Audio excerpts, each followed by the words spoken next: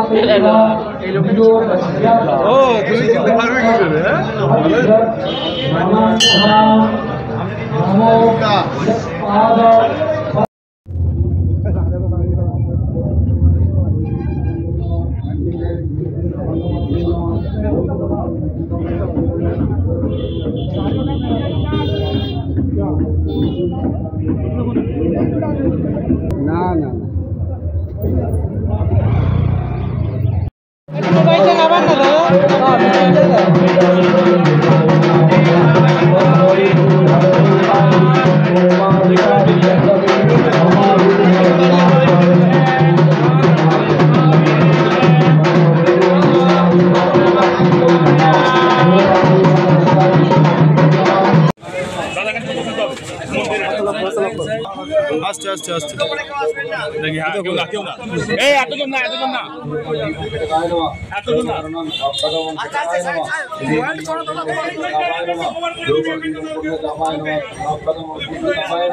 इति गंगावचन पासाय नमः धूपदीप पासाय नमः सर्वकरण नमो पासाय नमो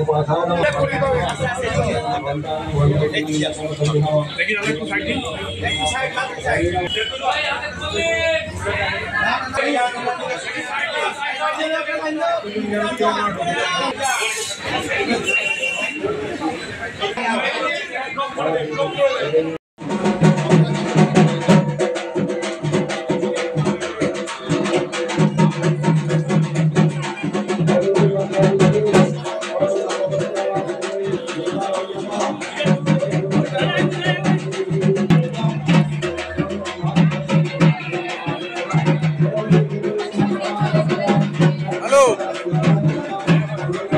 তো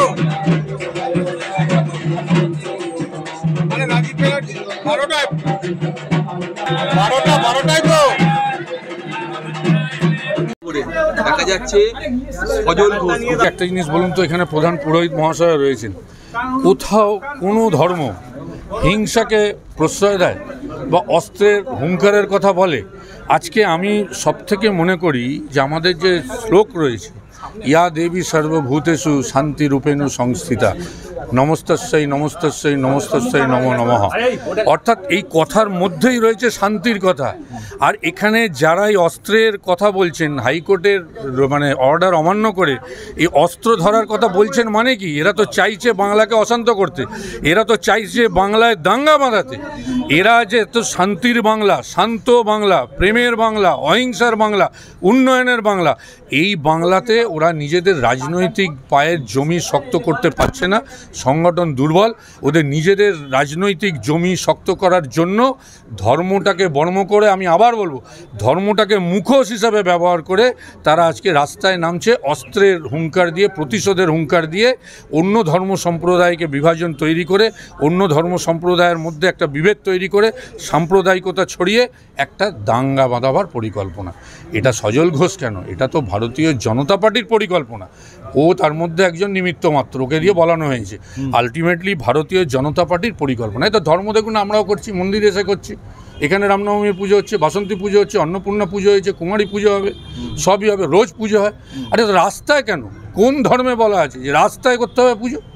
মানে ভগবানের স্থান তো দেবালয় হবে, মন্দিরে হবে, মানুষের হৃদয়ে হবে, রাস্তায় কেন হবে? এই যে বড় বড় হোর্ডিং দেওয়া হচ্ছে, হোর্ডিংয়ে কি বলছে? রামনবমী চলো, কাদের ছবি রয়েছে ওখানে? তারা কি বলতে চাইছে? রাস্তায় নেমে পুজো হয়? আরে ভাই, মানুষ, ধর্ম তো থাকবে মানুষের হৃদয়। শুনুন, সনাতন ধর্ম এত পুরাতন ধর্ম, এত আদি ধর্ম, এত উদার ধর্ম। সনাতন ধর্মের নিয়মই হচ্ছে তুমি নিজের ধর্মকে ভালোবাসো, অপরের ধর্মকেও শ্রদ্ধা করো। কিন্তু এরা সেখান থেকে বেরিয়ে গিয়ে এরা বাংলায় দাঙ্গা বাঁধে। এদের পরিকল্পনা হচ্ছে বাংলাকে অশান্ত করে শুধু রাজনৈতিক স্বার্থ সিদ্ধি করে নিজেদের সিংহাসন লাভ করা। বাংলার মানুষ এত বোকা নয়, সনাতনীরা এত বোকা নয়, আগামী দিনে এদেরকে বর্জন করবে। আর একটা জিনিস দেখো, 2026-এর নির্বাচনের আগে দেখা যাচ্ছে যে গত কয়েক বছরের পর যে ট্রেন্ড দেখা গেছিল, এবারে রামনবমী মিছিলের সংখ্যা অনেক বেশি রাস্তায়।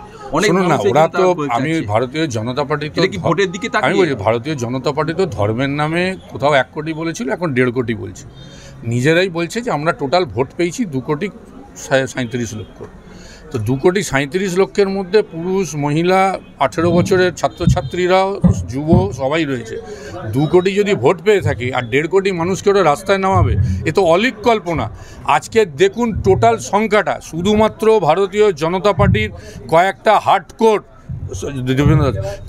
হার্ডকোর কর্মী ছাড়া আর কিছু স্বেচ্ছাসেবক ছাড়া কোনো সাধারণ মানুষ যারা সত্যিকারের সনাতন ধর্মে বিশ্বাস করে, হিন্দু ধর্মে বিশ্বাস করে, তারা এদের পাতা ফাঁদে পা দিয়ে রাস্তায় নামবে না।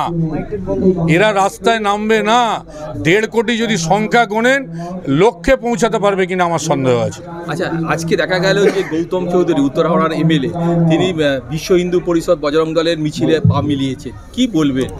আমি আবার বলছি, যে কোনো রাজনৈতিক দলের জনপ্রতিনিধি হতে পারে, নেতানেত্রী হতে পারে, ধর্ম তার নিজের ব্যক্তিগত ব্যাপার।